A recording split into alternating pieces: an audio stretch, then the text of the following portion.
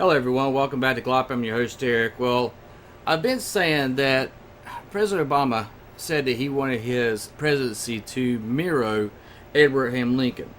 With all the events that's been taking place since he's been in office, especially within this past year or even 2 years that he's had in office till he's supposed to leave office and another one take its place, everything has been literally mirroring the Civil War times. The only difference is that we're not physically in a civil war. But a lot of the states would say differently, especially a lot of the governors would say that yes, we are in our own type of civil war, but it's being not on the battlefront in the field where people shoot bullets at one another. It's actually in the courtrooms that we're having our civil war. Now, something that I thought was a joke or thought that it wasn't possible or was just, just people putting on social media, no big deal, that what has inspired the Brits to break away from the EU, Texas is really wanting to break away from the Union, from the United States. On social media, they claim that they have already 18,000 people that's signed this petition to do so. So what would it be like if Texas was allowed to, which I don't think it will be, but allowed to break away? Could it be its own establishment? Could it be its own country? Well, believe it or not, it could. Each state is designed to be, and supposed to be, able to function without the federal government. Each state has its own constitution. Each state has its own laws. And each state has its own way to deal with taxes and revenue and everything for the state. So each one of the states are to work separately and independently then from the federal government, if need be. We've only seen the overreach lately where school systems and colleges and money to be given to people that are on welfare, stuff like that, comes from the federal government. And a lot of the money comes there. But each state is supposed to allot a certain amount of money for each one of these areas. So Texas is honestly bigger than you think when you really think about the size of a country. Just to put it in perspective for you, here is Texas, and the outline of Texas and how big it is compared to the United Kingdom, France, Germany, Poland, and all these other little countries. And you see that Texas is big enough just by volume of size to be its own country. Also, its population is so much that yes, it could be too. Well, what would this mean for the United States? It would mean that if this was to happen, you would probably see a lot of other states following suit because they're not happy with the federal government. They're not happy with the way things are being run, and they're very not happy with the new campaign with our two front runners, which would be Donald Trump and Hillary Clinton, which both in a lot of ways have a shady past, and we're looking at it like, we're being played. A lot of people feel as if our votes don't count. A lot of people actually are very passionate about that. And I can understand that, especially just with the recent incidents that happened with Hillary Clinton, where her husband gets on the plane with Attorney General and they have a discussion about grandchildren. I don't think so. So right there, we're already seeing the corruption from the very top, and that these people think they're above the law. So I can understand why Texas is actually wanting this. Matter of fact, it's so much that the governor of Texas is actually looking, and the petition is getting so big that could there possibly be a vote of independence to break away from the Union?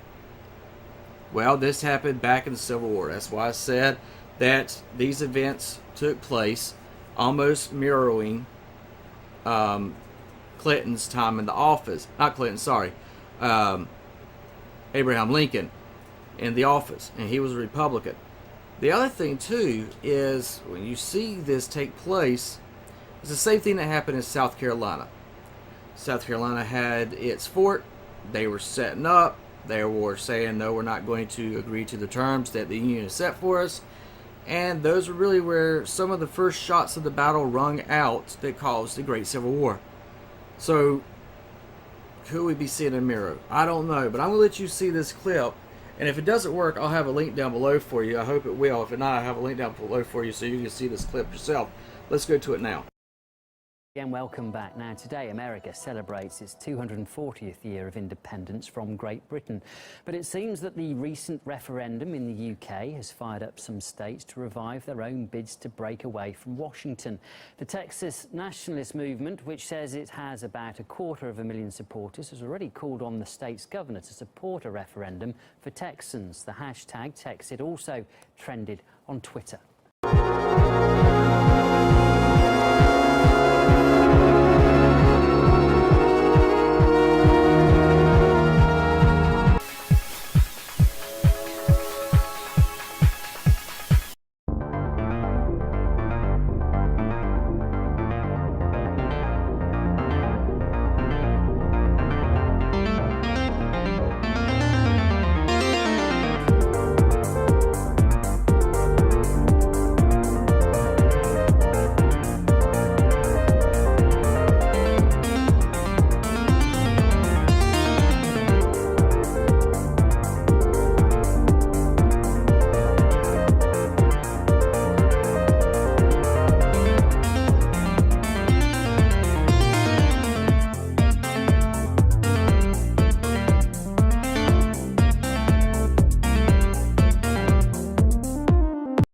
Both independence movements, and it turns out that their arguments are actually quite similar.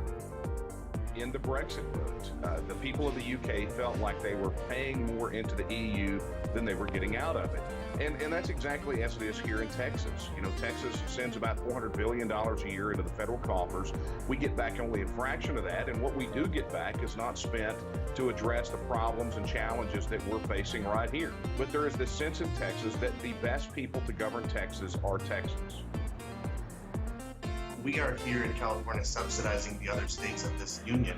And so as a result, we're losing tens and sometimes hundreds of billions of dollars every year, giving our money, our taxpayer money, to states like Alabama and Mississippi and some of the other states. And as a result, we can't have the money here we need in California to build roads or pay for universal health care or education. Well, we did an informal poll in February. We asked 9,000 Californians, should California become an independent country? And our response at that time was 41% saying yes. So that's why we take such encouragement from what happened in the Brexit vote. However, media and legal analyst Lionel says that such movements are a way for people to simply channel their dissatisfaction with governments. There's this idea, this romantic idea that somehow we can leave or we can reject the country, that we can renounce laws that we find draconian, gun laws, taxation laws. We have people in this country who believe that you don't have to pay taxes.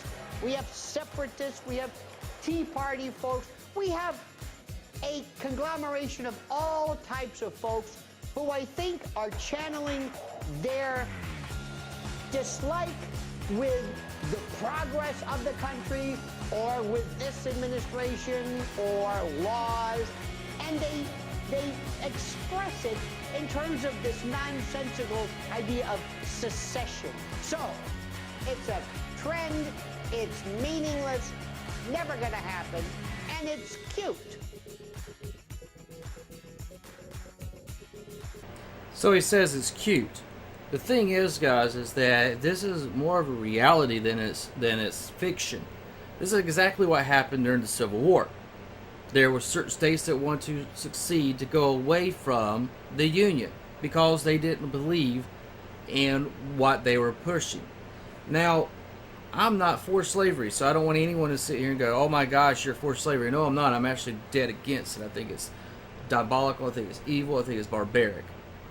But the thing is that we are seeing. The fact is that this gentleman has sat there and said that he talked about pretty much all conservatives in his speech. But I guarantee you, if you talk to people on the left, they feel the exact same way. That's why in the United States, we're literally split into two parties, split in two, because neither side is getting what they think they deserve. How bad would it be if these things did take place and certain states did succeed from the Union? The fact is that Yes, they're not happy with this administration. And let's be honest, a lot of people's not going to be happy with the next administration if we have one come into office. Yes, a lot of the states are fed up with the federal government forcing issues and unconstitutional issues down their throat. North Carolina, something that should be as common sense to anyone, is the bathroom law that is now being called.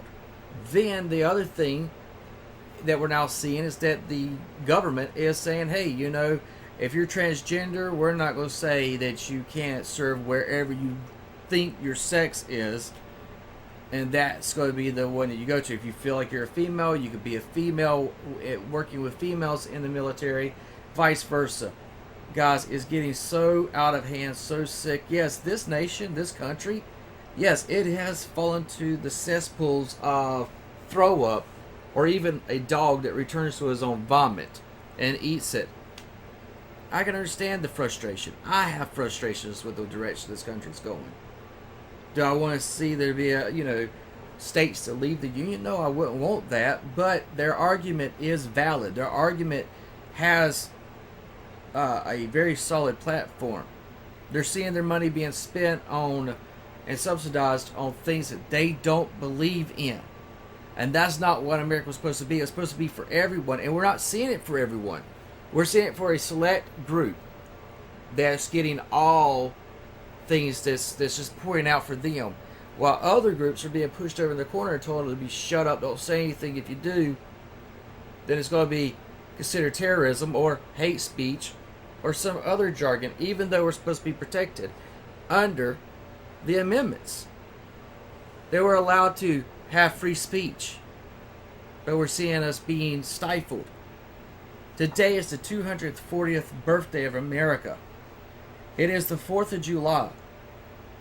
But the sad thing is that I have to ask you, is this America that your parents wanted you to have?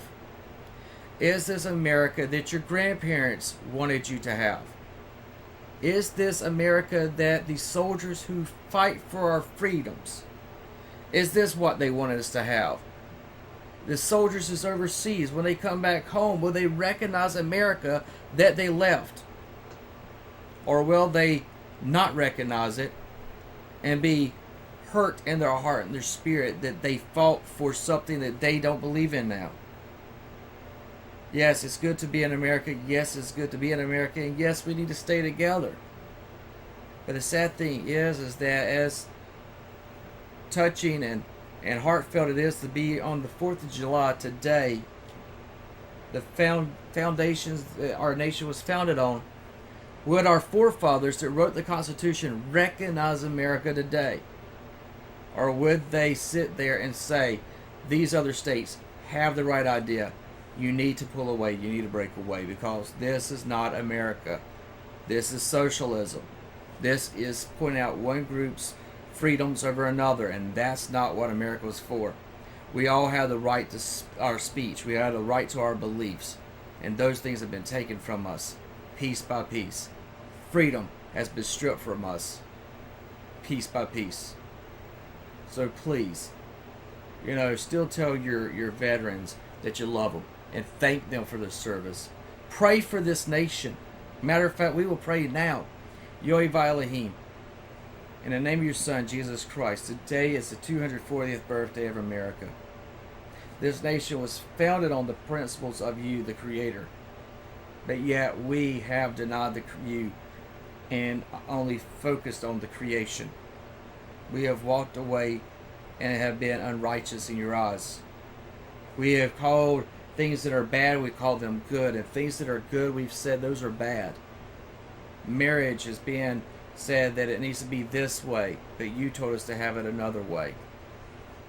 You asked us to be true to ourselves and love our neighbors and love everyone, but you also sat there and told us not to love the sin, not to take on sinful nature of the world, but be a light to the world so that we can show them the way out of the darkness. I ask as an American today that I want to say, Derek, repent for this nation. And I ask that you will Heed my prayer. Allow me to step in the gap for this nation. Turn this back on you. And I ask that you forgive this nation for the way it's been. In the name of Jesus Christ, I make this prayer. Amen. Please pay attention to your surroundings. You never know what lies around the corner.